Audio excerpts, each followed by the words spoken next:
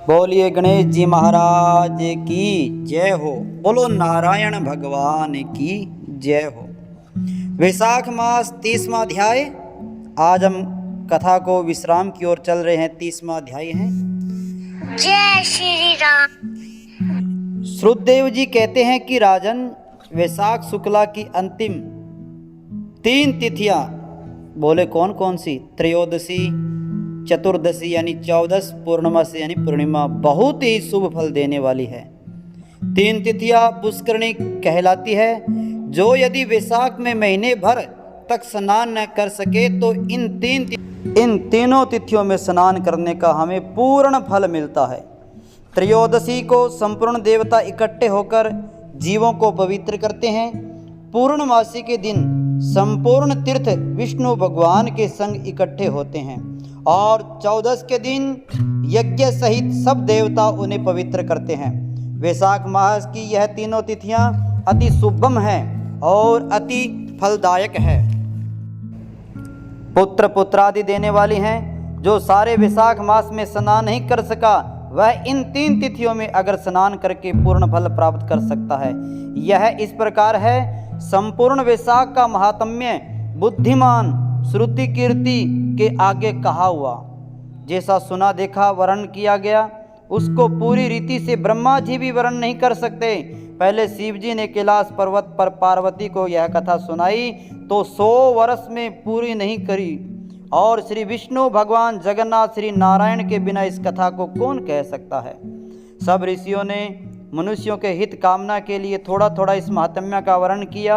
सो हे राजन, तुम वैशाख मास में दान आदि सत्कर्म करो, इससे तुमको निश्चय पूर्वक मुक्ति मिलेगी। श्रुतदेव जी कहते हैं कि इतनी कथा राजा मिथिलेश के कहे जाने का विचार करने लगे तो राजा के हृदय में अति दुख उत्पन्न हुआ और फिर बड़े उत्सव के साथ श्री श्रुतदेव जी को पालकी में बिठाकर सारे नगर की परिक्रमा लगाकर अतःपुर में लाया गया। वस्त्र, आभूषण, गौ, पृथ्वी, तिल, स्वर्ण तथा सब प्रकार के वैभव सामने रखकर हाथ जोड़कर सन्मुख खड़ा हो गया।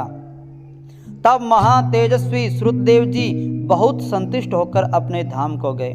नारद जी कहने लगे, हे राजन, यह परम अद्भुत कथा मैंने तुमको सुनाई जिसके सुनने मात्र से सब पाप नष्ट हो जाते हैं। इससे धर्म, अर्थ, काम और मोक्ष चारों पदार्थ मिलते हैं।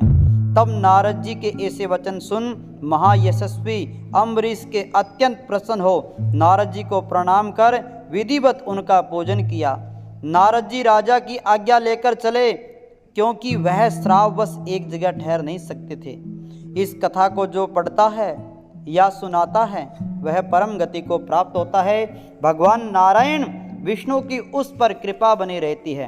तो इसलिए हम सब ने यह कथा सुनी, मैंने आप सबको सुनाई। मैं यही प्रार्थना करूंगा भगवान नारायण आप सबकी मनोकामना पूर्ण करे। प्रभु श्री नारायण का आशीर्वाद आपके ऊपर आपके परिवार पर बना रहे। तो अपनी वाणी को विराम देते हुए बोलो नारायण भगवान की जय हो। बोलो विष्णु भगवान की जय हो। आरती कुंज बिहारी के गिरधर रे के। आरती कुंज बिहारी के रे के। गले में वेजंती माला बजावे मुरली ला। श्रवण में कुंडल जल ला। नंद के आन लाला। गगन संग अंग कांति काले। राधिका ले लतन में ठाडे ले। ब्रह्मर्षि अलक कास्तोरे तिलक। चंद्रसी झलक ललित छवि श्यामा प्यारी की। के गिरधर के आरती कुंज बिहारी के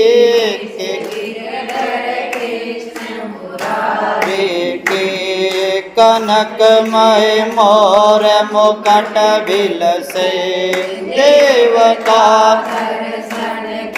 तरसे गगन सुमन राशि बरसे बजे मोर चंग मधुर मेरा जंग ग्वालियन संग अतुल रति गोप कुमारी की गिरधर कृष्ण मुरारी की आरती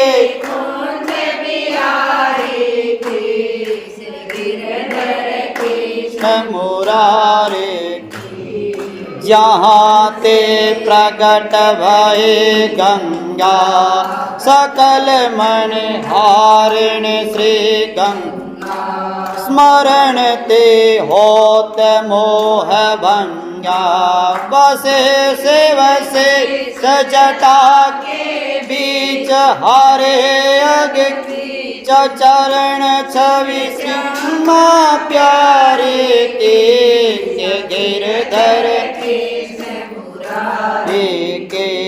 आरते कुंज बिहारी के